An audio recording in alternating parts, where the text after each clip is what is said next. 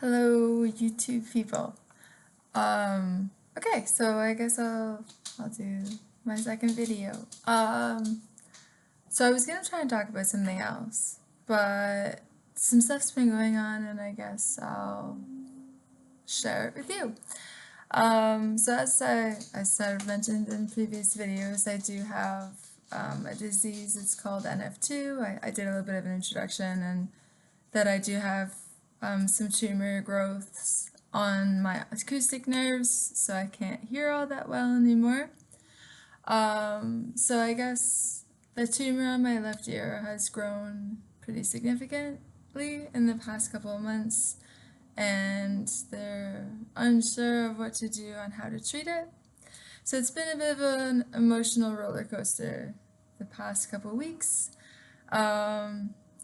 So I've been having some struggles, sort of dealing with everything and relating to people and having support, and it's been tough.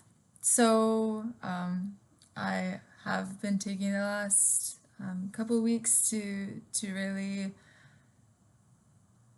I guess, realize that I need some outside assistance. And so I've been searching for, I guess, a therapist or a counselor for the last little bit. And it's been a treacherous journey for to actually find somebody to have funding. Like, I get coverage from work and it's not great. Like, covers 1 or 2 sessions, which is nothing. It doesn't help anybody.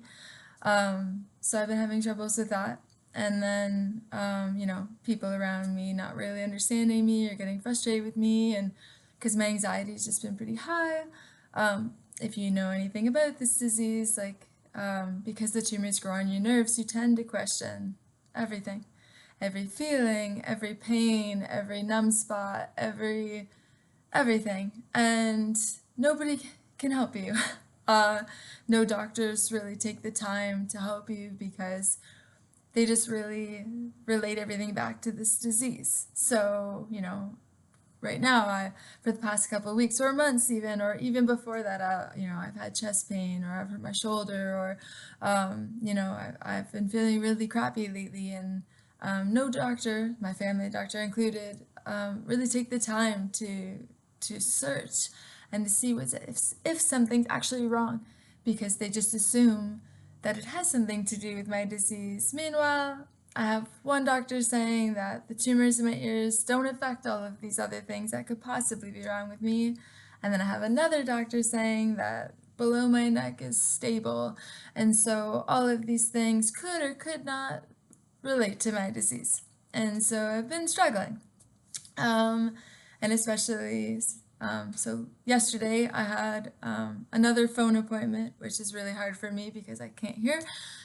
So I have to have my mom come and basically be my voice, which is really demeaning in a way, because I'm an adult, and as much as emotionally I'm a child because I can't really handle things all that well, I still want to be my own voice. I still like being independent, and that's been really hard for me. So that's been a struggle. So yesterday I had my phone appointment that was supposed to confirm a gamma knife radiation appointment, but they told me, or my mom on the phone, that the tumor growth is actually too large and it's too dangerous to do that treatment anymore. And so now they're looking into other forms of treatment, which could include multiple rounds of radiation or surgery plus radiation. And it's been pretty scary. It's been a pretty scary experience so far. And, as somebody who doesn't really handle health crises that well already, it's been pretty hard to handle. And so like I said earlier, I have been searching for a counselor. But I found out after I had this meeting yesterday, and my mom was here, and every time it gets pretty hard, and so I do cry and I do have a little bit of a breakdown, which is normal. You know what I mean? Like, regular people don't have to deal with this kind of stuff, and so I think overall I've been handling it pretty well. I mean, I'm up and moving around, and I'm trying to live my life as best I can. Unfortunately, there's not really much to do besides stay home and work out and exercise and do those things. And I do really try to be as active as possible. I'm pretty sure I work out like 2, 3 times a day, plus walk my dog. So, or dogs, plural. So I do really try to stay active and keep my mind off of things. But during this whole pandemic, going through this stuff, not being able to see my family doctors regularly and not being taken seriously and not being able to do these phone appointments and doing all this stuff is it really piling on, the anxiety. You don't have access. I don't have access to people. I don't have access to support. I don't have access to my doctor. And even though when I do have access to them, they don't take me seriously. They don't take my concerns seriously. And so I have been expressing this out loud. I'm not really one to be quiet. When I'm suffering, I do try to reach out for help as often as I can. Does it get reciprocated? No, not usually. I am thankful for the people that I have in my life, and and they are trying their best, and it's difficult for everybody. We're all sort of suffering on different levels, and I get that too. I don't know how to fix me, and they don't know how to fix me, and we're all just kind of lost. But yesterday I had expressed to my mom, like, how do I deal with this? How am I supposed to process all of this? Like, it's serious and it's hard. And I'm somebody, I handle stress with joking and inappropriate comments and being loud and ridiculous. Like, again, I'm awkward. That's just who I am, right? So this couldn't happen to a more difficult person, really. So it's been challenging for me. And, I'm just trying my best, right? And it has been pointed out to me several times in front of me and behind my back that people around me are trying to get me on medication for my mental health problems. And, I understand there is a time and place for medication, especially for people who need it. People who have mental health diagnosis, people who need that extra support. But I'm not one of those people. I've dealt with this, and I will be dealing with this sort of situation for the rest of my life. This disease doesn't have a cure. It's forever. And so I have made it blatantly clear forever that I will not just take medication because somebody prescribes it to me. I want to try every possible way to handle things on my own in the most natural way possible. So searching for counseling, asking for support, trying to do things that make me happy, keeping myself busy. These are all things that personally I try to do or am trying to do. And, I don't get taken seriously. And I think that's the worst part. And not just for me, but because I can see other people who don't have as big of a voice or as big of a personality as I do getting pushed aside because of, they have maybe one disease or one problem and everybody's so busy focusing on that they don't take into consideration all these other things. So now, because I have anxiety geared towards my disease, any other pain or sickness or feelings I have no validity because of this one thing. So, for instance, I was talking to my mom about this morning. I woke up feeling just awful, dizzy and getting pains all over my body and really just not good.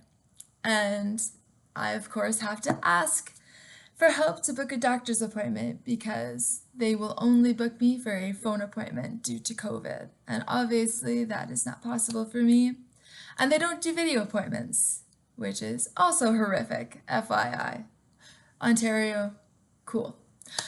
So I have to ask my mom to book me a doctor's appointment, and she spent basically the good portion of this morning telling me that all of these things are due to my anxiety and none of it has any real substance. And that's bullshit. Straight up, that's bullshit. To everybody who's ever been told that, that's bullshit. And even if it is that way, Your family doctor or whoever you go to see should be following up. They should be checking everything. Because maybe what you're feeling is anxiety, but maybe it's real. And I'll tell you right now, I have felt, yes, I am under a lot of anxiety and pressure, and I feel really stressed.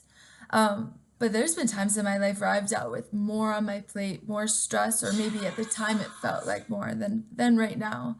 And I didn't feel these things. And so, what you say has value. What you feel has value. And don't forget that, and make sure that you fight for that. If you have to go to a doctor's appointment and people aren't taking you seriously, bring evidence. Write down what you're feeling, when you're feeling it, how often. Bring these things with you. Fight. And if this doctor won't listen to you, go to the next doctor and go to the next doctor. That's my plan. So I am going to book an appointment with my family doctor to express other concerns that I have. And if he doesn't take me seriously, then I will go see another doctor. And, I have a list of holistic nutritionists that are holistic doctors that I am going to go see or search for, because I don't want to just be prescribed pills for things. I want you to tell me what's happening, why it's happening, how I can fix those things myself, because we are overprescribed drugs that we don't need. Be aware of that as well. And yeah, so I guess that's me currently. Super frustrated, kind of scared, feeling a little, I don't know, I guess just sad, anxious. But it's normal. Like, who wouldn't feel sad or anxious right now if you were me, right? But yeah, so just stand up for yourself, Stand up for what you're feeling and your rights, and don't let anybody bulldoze you, because you deserve it. You deserve to feel good. You deserve to feel happy. You deserve to feel healthy. And I support you. So